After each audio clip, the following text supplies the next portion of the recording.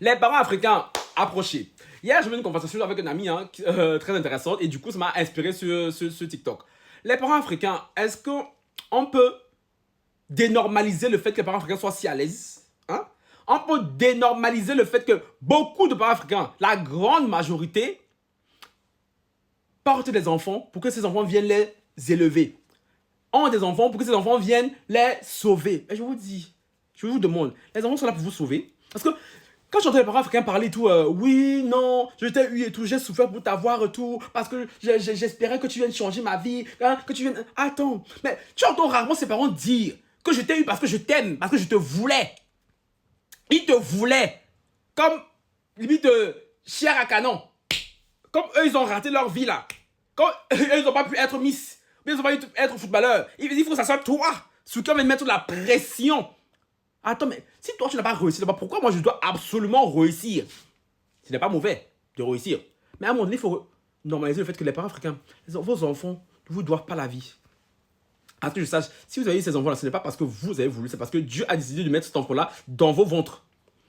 C'est pour ça que beaucoup d'enfants africains ont tellement la pression de leurs parents. Parce que quand ils entendent des trucs comme ça, ils disent, oui, non, ma mère a tout sacrifié pour moi, mon père a tout sacrifié pour moi. Non, mais je suis désolé. Je suis désolé. C'est plus que normal. C'est plus que basique. On ne peut pas féliciter un parent d'être parent, en fait. Non, je suis désolé. Parce que on parle de ça comme si c'était quelque chose de wow. C'est la base. C'est le B. À partir du moment où tu as décidé d'avoir un enfant, tu dois t'en occuper. Non, les parents irresponsables là, qui fuient tout, ça c'est leur problème. Mais les parents qui sont censés être parents, on n'a pas à les féliciter pour ça. Je suis désolé. Et je suis fatigué un peu d'entendre les parents africains tout le temps dire tout. Oui, non, moi je voulais que tu sois médecin, moi je voulais que tu sois avocat. Et après, le pire c'est que très souvent, c'est même pas pour toi. Hein. Les parents africains sont très égoïstes. Très égoïstes. Ils ne pensent qu'à eux. Ils veulent que tu sois médecin, pourquoi? Pour aller se vanter auprès des voisins. Pour aller se vanter auprès de la tante. Parce que ton cousin là-bas est avocat. Il veut que toi tu sois médecin. Mais, on va se demander tout. Qu'est-ce que mon fils aime? Qu'est-ce que mon fils veut? Qu'est-ce que ma fille aime? Qu'est-ce que ma fille veut? Jamais. C'est toujours par rapport à eux. Par rapport à leur prisme. Les parents, on est fatigué de faire les choses par rapport à vous, au fait.